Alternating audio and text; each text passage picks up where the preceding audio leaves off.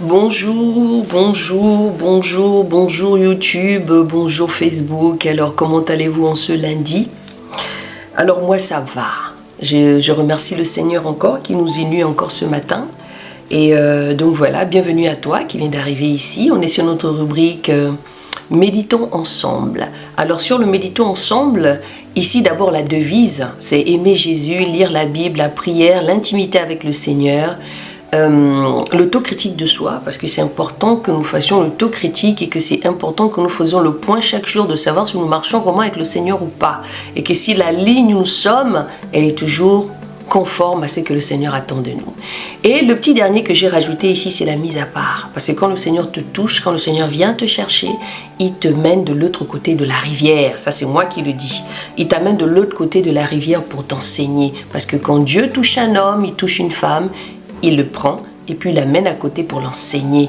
Il fait une rencontre avec lui. C'est pourquoi moi aujourd'hui je ne dis plus donne ta vie ou convertis-toi, mais je dis plutôt viens rencontrer Jésus. Rencontre-le parce qu'il faut le rencontrer, parce qu'il faut le découvrir, parce qu'il faut savoir qui il est en tout cas. Il faut faire une rencontre avec lui. D'accord?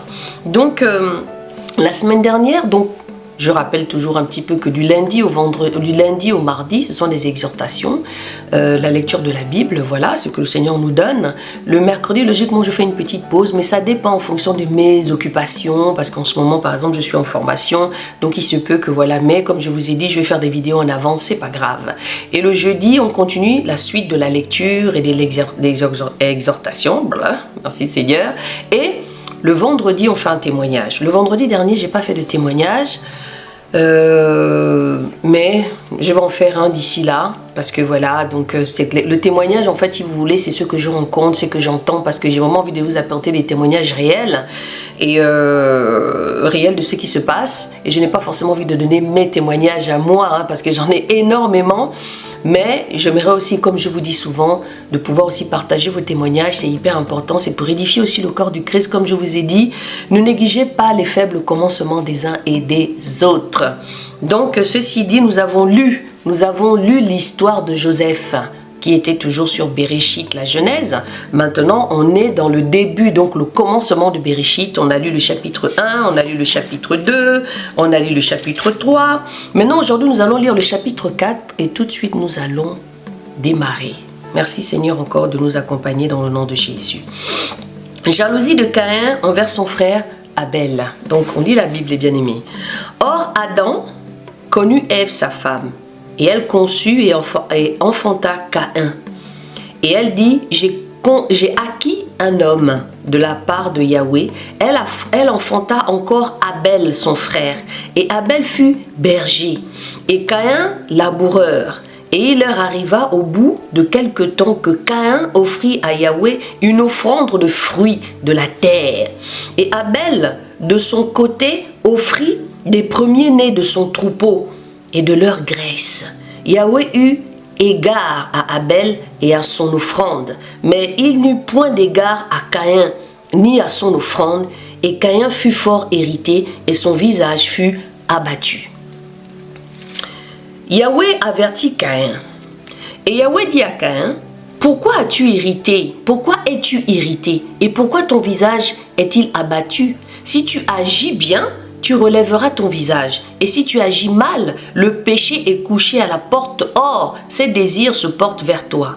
Mais toi, domine sur lui. Est-ce que vous voyez le conseil que Yahweh donne à Caïn?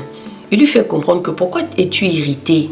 Ton visage est abattu. Si tu agis bien, tu relèveras ton visage. Mais si tu agis mal, le péché est couché à ta porte. Et ses désirs se portent vers toi. Mais toi, domine cela, domine le péché par la parole de Dieu. Moi, j'ai envie de vous dire, dominez le péché par la parole de Dieu. Dominez le péché parce qu'on doit lire. Vous savez, la Bible que nous lisons là, elle nous condamne. Plus tu la lis, elle va te condamner toi-même. Parce que c'est cette même lecture-là qui va aussi nous juger. C'est la même lecture que nous lisons là qui va nous condamner. Donc, c'est pourquoi, peu importe ce que je peux dire là, peu importe comment tu vas recevoir ça dans ton cœur, c'est important qu'un homme, une femme qui aime le Seigneur puisse lire sa Bible. D'accord? J'espère que vous avez compris. Si vous ne comprenez pas encore une fois, vous avez un mail pour YouTube, vous avez un numéro de téléphone WhatsApp pour Facebook. Donc, n'hésitez pas encore une fois à poser vos questions pour que nous puissions partager. On est dans le méditons ensemble. Donc, toi qui viens d'arriver, bienvenue, bienvenue. Ici, je ne fais pas de prophétie. Je ne vais pas te prophétiser le mariage. Je ne vais pas te prophétiser les enfants. Je ne vais pas te prophétiser l'argent. Je ne vais pas te prophétiser l'argent, les voitures. Non. Ici, je te prophétise seulement la parole de Dieu parce que nous sommes dans les fondamentaux. Et Dieu veut que nous revenons à la parole, celle qui délivre. Amen, Seigneur. Merci pour ce rappel. Quand Caïn tue son frère Abel. Or, Caïn parla avec Abel, son frère, et comme ils étaient dans le champ, Caïn s'éleva contre Abel, son frère, et le tua. Yahweh dit à Caïn, « Où est Abel, ton frère ?» Et il lui répondit, « Je ne sais. Suis-je le gardien de mon frère, moi ?» Et Dieu dit, « Qu'as-tu fait? La voix du sang de ton frère crie de la terre à moi. Maintenant donc tu seras maudit de la terre qui a ouvert sa bouche pour recevoir de ta main le sang de ton frère. Quand tu cultiveras la terre, elle ne te donnera plus un fruit, plus son fruit. Elle ne te donnera plus son fruit. Et tu seras vagabond et fugitif sur la terre. » Et Caïn dit à Yahweh, « Ma peine est plus grande que je ne puis porter. Voici, tu me chasses aujourd'hui de cette terre. Je serai caché loin de ta face. Je serai vagabond et fugitif sur la terre. Et il arriva que quiconque me trouvera me tuera. » Yahweh lui dit, « C'est pourquoi quiconque tuera Caïn sera puni 7 fois davantage. » Ainsi Yahweh mit une marque sur Caïn, afin que quiconque le trouverait ne le tue point. Et Yahweh est quand même un Dieu extraordinaire. Malgré ce que Caïn a fait, il le maudit, mais en même temps, Caïn lui dit, mais si tu me maudis là, je vais partir, je serai un fugitif, mais les gens qui vont me voir là-bas, ils vont me tuer. Il avait quand même peur d'être tué, Caïn. Et en même temps, le Seigneur lui dit encore, ok, il lui a mis une marque sur lui. Une marque où quand les gens allaient le voir, ils n'allaient pas le tuer. Parce que effectivement, c'était une histoire entre Caïn et Dieu. Hein? Donc c'est lui-même le Seigneur qui avait la main sur lui. Il ne voulait pas que quelqu'un touche à Caïn, malgré ce qu'il avait fait, malgré qu'il a tué son frère.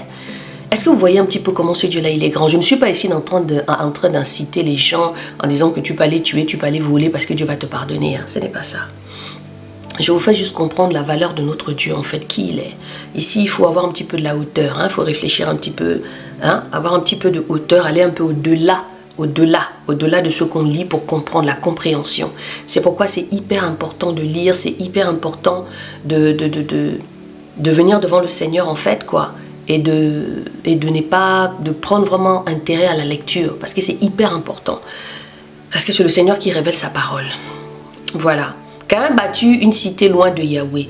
Alors Caïn s'éloigna de la présence de Yahweh et habita dans la terre de Nod, à l'orient d'Éden. Puis Caïn connut sa femme. Elle conçut et enfanta Enoch.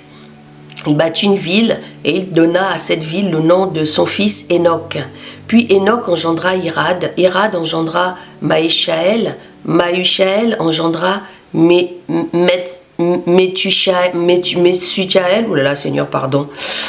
Et Methusaël engendra Lémec.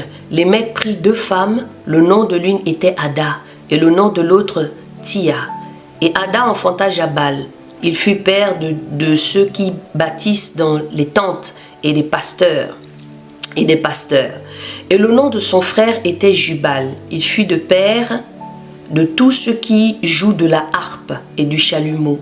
Et Tia aussi enfanta Tubal, Caïn, qui fut forgeur de toutes sortes d'instruments, d'airain et de fer. Et la sœur de Tubal, Caïn, était Nama.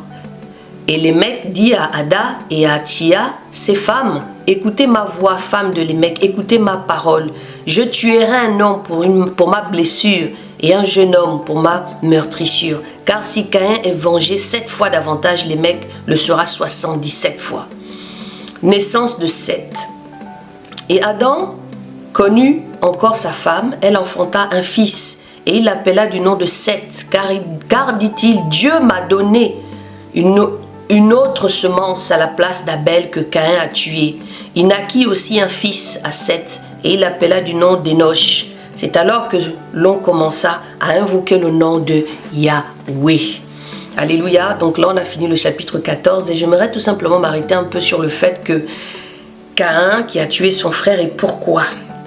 Alors ici, dans les explications un petit peu de ce que j'ai, d'accord, Caïn était du diable. Il est l'archétype du religieux qui pense pouvoir être sauvé par les œuvres. Son offrande fut rejetée car il avait apporté... En fait, ce que je voulais vous expliquer ici, c'est que si le Seigneur a refusé l'offrande de Caïn, son offrande fut rejetée car il avait apporté devant Dieu le fruit de la terre qu'il avait maudit, qui avait été maudit. En fait, le Seigneur n'a pas aimé l'offrande de Caïn parce que la terre que Yahweh avait maudit par rapport à Adam et Ève quand il les a chassés du jardin, il ne pouvait pas recevoir ce fruit de la terre-là parce que la terre l'a été maudite en fait.